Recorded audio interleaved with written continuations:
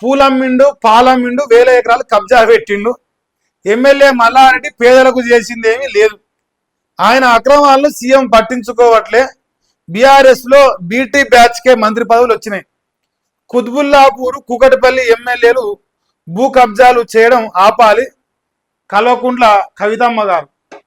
ఇంకొక ముచ్చట ఉన్నది, ఉద్యమకారులు లేరు బీఆర్ఎస్ పార్టీలా, అంతా లంగలు దొంగలే అంటారు. సో ఉద్యమకారులే లేకుండా ఉద్యమ పార్టీ ఎట్లా ఉంటుంది అనేది మరి నాకు కూడా అనిపించింది. అట్లా చెప్పొద్దు అక్క. మా నాయన నిజమైన ఉద్యమకారులను అగౌరవపరిచిండు, లంగలకు దొంగలకు పార్టీలు చేర్చుకున్నా అంటే నేను సంతోషపడుతును. ఎందుకంటే కొందరు లంగాలు దొంగలు. కానీ మొత్తానికే మొత్తం ఉద్యమకారులే లేరు బీఆర్ఎస్ అంటారు. మరి నువ్వెవరు? నువ్వు బీఆర్ఎస్ నుంచి వచ్చిన కలుపు మొక్కే కదా. మరి నువ్వు కూడా ఉద్యమ నాయకురాలు కానట్టే కదా. మీ నాయన కూడా ఉద్యమ నాయకుడు కానట్టే కదా. మీ అన్న కూడా కానట్టే కదా. మీ బావ కూడా కానట్టే కదా. అసలు బీఆర్ఎస్ పార్టీ ఉద్యమ పార్టీ కానట్టే కదా. అక్క నాయన నోరు మొక్కాలి. రేవంత్ రెడ్డిని సంతోషపరచడం కోసం ప్రతిరోజు బీఆర్ఎస్ పార్టీని తిడుతుంది. అసలు అక్క తిరిగేది జనం బాటన, బీఆర్ఎస్ ను బదనాం చేసే బాటన? నాకు ఇప్పుడు కూడా డౌటే. అది జనం బాట లెక్క నేను చూస్తలేను. బీఆర్ఎస్ ను బదనాం చేసే బాట, కాంగ్రెస్ ను లేపే బాట. జాకిలు బట్టి లేపుతారు మన కాంగ్రెస్.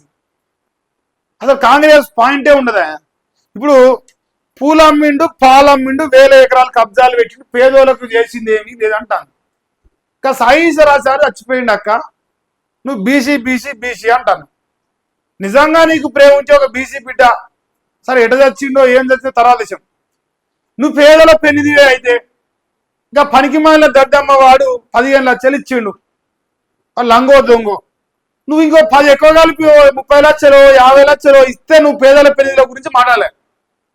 నువ్వు కసవంటి పాపదే కదా పాలమల్లారెడ్డి. నువ్వు ఏంది బొకెటా ఏందా అక్క పెట్టేది? అప్పట్లేదో పెట్టిందంటే బ్యూటీ పార్లర్ల టైపు కసవంటి పెట్టుకొని అక్క కోట్లు సంపాదించింది.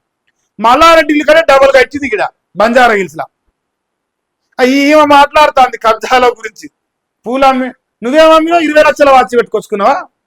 20 లక్షల వాచి వీడియో వల్ల 10 మంది ఎమ్మెల్యేలు ఓడిపోయారని చెప్పింది పాపం మా నిరంజన్ రెడ్డి.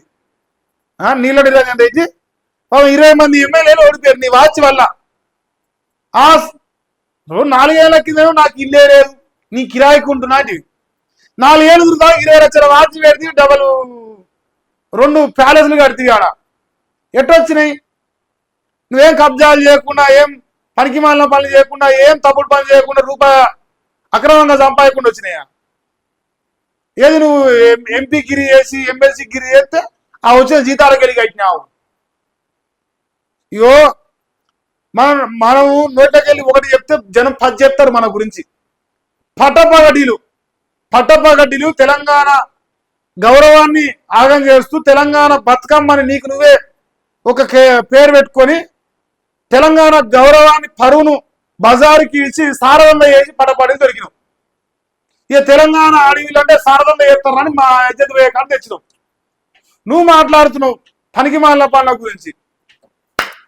చదకోటి దండాలక్క, నీ నోరు మొక్కాలి. నీ నోరు మామూలు నోరు కాదు.